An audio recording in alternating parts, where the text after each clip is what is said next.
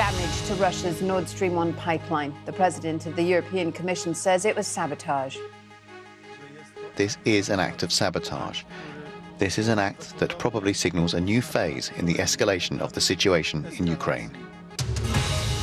International condemnation as Moscow-backed occupied regions of Ukraine claim victory in their self-styled referendums on joining Russia.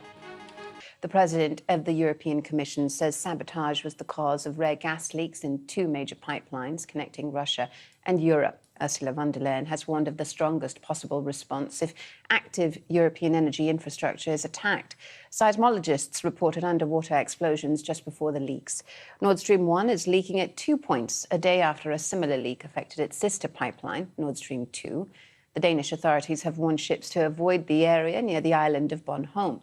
I just want to show you these pictures now from Denmark's Defence Command, which show bubbles on the surface of the Baltic Sea above the pipelines. They report the largest patch of sea disturbance is about 1 kilometre wide. Well, earlier, the Polish Prime Minister went a step further and linked the incidents to the situation in Ukraine.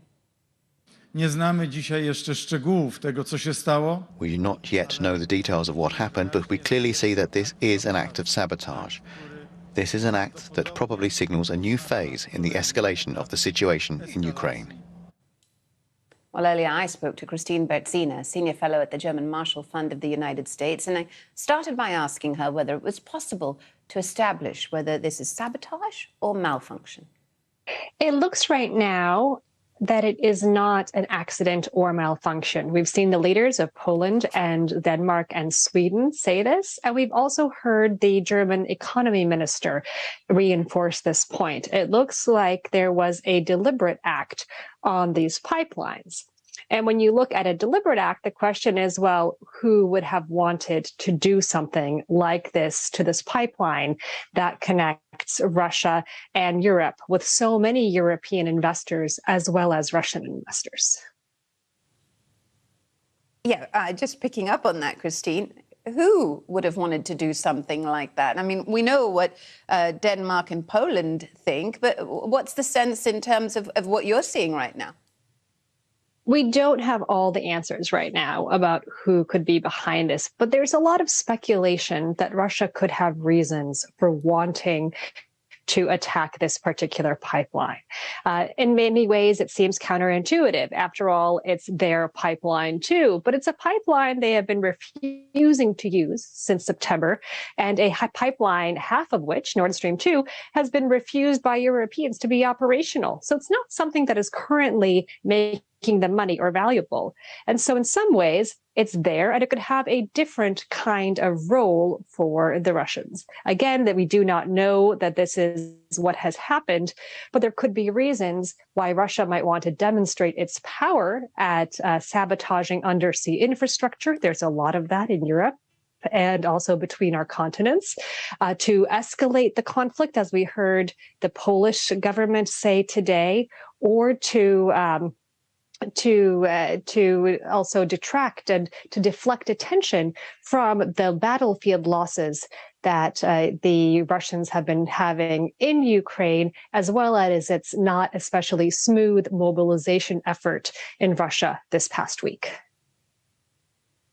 Christine, as you point out, we don't know who or what might have caused this damage, but how much can you speak to the kind of impact that it's going to have on energy prices, given the fact that they're already elevated and Europe is looking at a cold, dark and increasingly expensive winter? The effect here is largely one of potentially causing panic.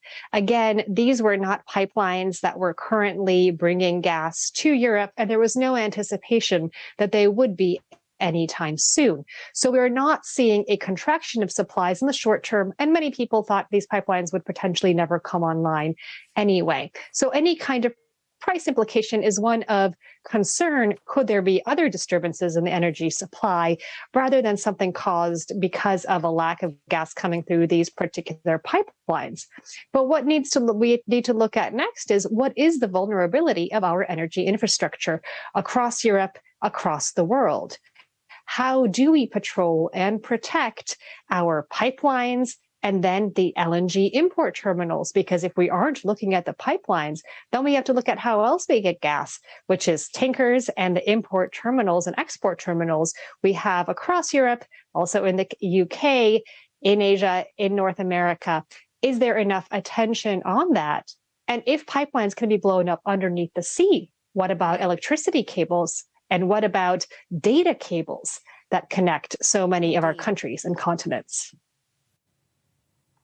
That was Christine Bertzina, their senior fellow at the German Marshall Fund in the United States. And I want to tell you now about how the United States says it will introduce a resolution at the UN Security Council condemning Russia's self-styled referendums in 4 regions of Ukraine. Voting has ended in the discredited referendums in those 4 Ukrainian regions, partly or largely occupied by Russian forces, on whether they should join Russia.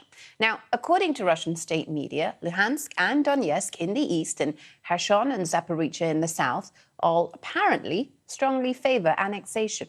Ukraine and its allies say the result had already been decided by the Kremlin and will be used as an excuse for an illegal land grab. Our Russia editor, Steve Rosenberg, told us what steps the Kremlin is expected to take now. Well, first, I want to stress the key point here, that these so-called referendums were not real referendums. They were hastily arranged, Kremlin-created, Kremlin-controlled events designed to pave the way to Russian annexation of huge swathes of Ukrainian territory. And we may well see this happen later this week. So I expect at some point this week, Russia will come out and say, right, this land is now ours, even in the absence of international recognition. So the question is, what happens then?